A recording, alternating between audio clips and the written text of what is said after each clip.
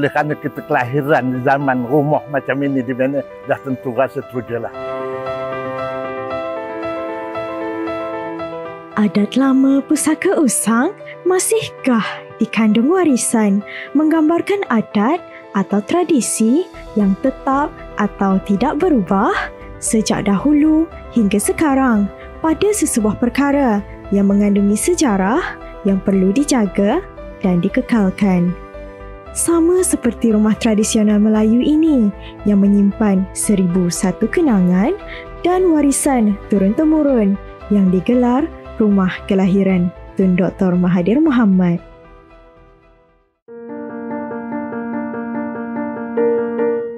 Nombor 18, Jalan Pegawai Alustar, Kedah Darul Aman. Negeri jelapang padi ini terletak di utara semenanjung Malaysia dengan sejarah yang melangkaui lebih daripada 1000 tahun. Terletaknya ibu negeri tertua di Malaysia yang digelar Alustar. Daerah ini menyimpan pelbagai bangunan warisan sejarah seperti rumah kelahiran Tun Dr. Mahathir Mohamad. Sehingga kini, rumah ini terus dikekalkan dengan nama tersebut kerana rumah inilah yang menjadi tempat di mana Tun Dr. Mahathir dilahirkan. Rumah kelahiran Tun Dr. Mahathir Mohamad dibina menggunakan kayu tempatan. Pembinaan rumah ini asalnya hanyalah rumah papan berwarna coklat di bahagian belakang sahaja. Namun, rumah ini telah ditambah dengan rumah putih di bahagian hadapan bagi menambah ruang untuk memuatkan seluruh ahli keluarga Tun Mahathir pada zaman dahulu.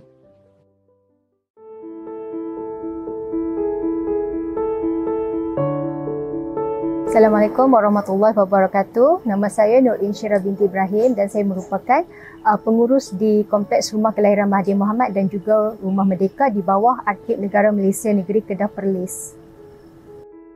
Rumah Kelahiran Mahathir Mohamad ini pada asalnya dibeli oleh ayah Tun daripada seorang penjual lah. Yang masa tu penjual tu dia nak mengahwinkan anaknya. Dan rumah ini dibeli pada tahun 1900.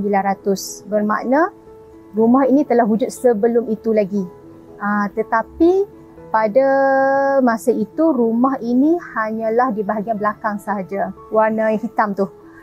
Lepas tu bila ahli keluarga makin bertambah, jadi ayah Tun besarkan rumah di bahagian tengah. Jadi rumah ni dibeli pada tahun 1900, sekarang ni dah tahun 2024, jadi rumah ni dah berusia 124 tahun.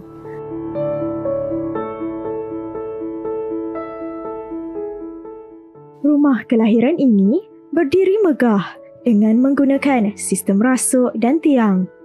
Seperti kebanyakan rumah tradisional, rumah ini turut menampilkan tiang seri yang terletak di tengah-tengah binaan, menjadi nadi utama yang menampung keseluruhan struktur. Penggunaan kayu dalam pembinaan tiang-tiang ini diperoleh dari sumber tempatan, melambangkan keharmonian antara manusia dan alam sekeliling. Setiap tiang yang dipacak teguh di atas tunggul batu konkrit bagi memastikan kestabilan dan ketahanan serta menyalurkan beban rumah ke tapak yang lebih kukuh. Di hadapan rumah ini, terdapat bumbung perak berbentuk limas, manakala di bahagian tengah rumah ditutupi menggunakan bumbung panjang dan akhirnya penggunaan bumbung berlapis menghiasi di bahagian belakang rumah. Kita gunakan atap nipah lah masa tu. Cuma sekarang ni kita naik taraf lah sebab kita nak bagi dia kekal lama kan. Kesemua bumbung ini dilapisi atap daun nipah yang dahulunya membantu untuk menyejukkan dalaman rumah kerana sifatnya yang tidak menyimpan haba dan menyejukkan ruang dengan segera apabila hari redup. Tingkap dan pintu di rumah kelahiran ini semuanya diperbuat daripada kayu dan setiap bukaan ini masih berfungsi dengan baik walaupun sudah berdekad rumah ini dibina. Ini termasuklah pintu tandas curah dan tandas angkut di luar rumah. Rumah kelahiran ini sudah semestinya menggunakan tanggam untuk menyambung dan menguatkan setiap struktur binaan rumah. Antara jenis tanggam yang digunakan dalam rumah ini adalah tanggam kekang dan tanggam memanjang. Sambungan yang banyak digunakan adalah tanggam kekang, jenis lubang dan puting. Dari serambi hingga ke dapur, ruang-ruang ini mempunyai hiasan yang berfungsi untuk memperbaiki pengudaraan dan pencahayaan bagi menjadikan kediaman ini lebih selesa. Salah satu elemen hiasan utama adalah panel kaca bercorak flora yang terinspirasi dari bunga magnolia alba. Ia terdapat pada ruang tamu, bilik bacaan dan bilik pengantin. Bahagian tengah ni dibuat oleh tukang Cina. Kalau tengok dekorasi dalam dia, kita tengok macam alang atas tu, dia punya corak tu corak Cina punya lah. Kemudian bila ada tukang Melayu, barulah ayah Tun upah tukang Melayu buat bahagian depan ni sampailah beranda. Rumah ini pada asalnya dibuat oleh seorang tukang berbangsa Cina. Oleh itulah, terdapat kekisi kayu tradisional Cina yang menarik perhatian dengan reka bentuk geometri segi empat. Ia tidak hanya sebagai hiasan tetapi juga melambangkan keseimbangan dan keharmonian serta mencerminkan falsafah Feng Shui dalam menggalakkan aliran tenaga yang positif.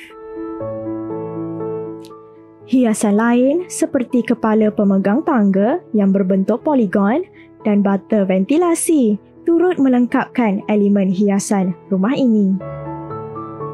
Keseluruhan hiasan ini mencerminkan warisan seni bina Melayu yang sentiasa mengutamakan hasil ukiran dengan maknanya yang tersendiri. Rumah kelahiran Tun Dr. Mahathir Mohamad memperlihatkan seni bina tradisional Melayu melalui susun atur ruangnya. Susun atur rumah ini berasaskan bentuk expanded form. Di bahagian hadapan, terdapat serambi yang berfungsi sebagai ruang menyambut tetamu. Seterusnya, ruang rumah ibu menjadi ruang utama untuk pertemuan dan keraian tetamu diiringi bilik-bilik tidur yang disusun bagi memenuhi keperluan privasi penghuni.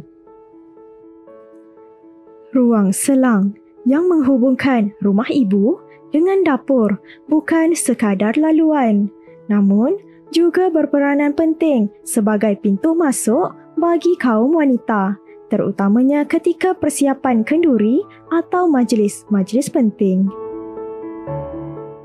Bilik-bilik di dalam rumah ini pula direka dengan fleksibiliti, membolehkan ia ditambah atau dikurangkan mengikut keperluan keluarga.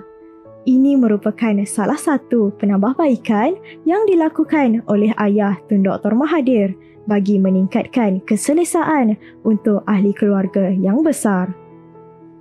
Di bahagian anjung dan rumah ibu, terdapat set meja makan kayu dan kerusi rotan yang dahulunya di sinilah tempat Tun Dr. Mahathir dan adik-beradiknya mengulang kaji pelajaran serta menjadi tempat di mana jiran-jiran turut menghantar anak-anak untuk belajar bersama-sama.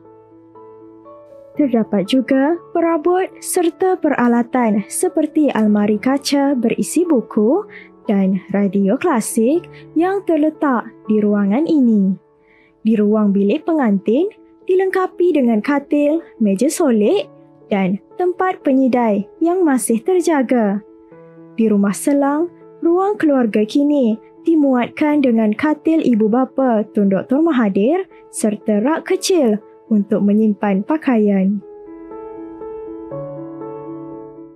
Mempunyai dapur yang luas, peralatan memasak tradisional seperti periuk tanah liat, nyiru dan batu giling. Setiap peralatan ini, dari pengukur kelapa hinggalah tempayan, menyimpan nilai nostalgia, menunjukkan kepentingan peralatan antik dalam kehidupan seharian. Peralatan lain seperti rehal Al-Quran, seterika antik dan tongkat kepunyaan ayah Tun Dr. Mahathir di bahagian atas rumah kekal disimpan sebagai simbol sejarah keluarga. Kesemua perabot dan peralatan ini masih dijaga dengan rapi di rumah kelahiran ini.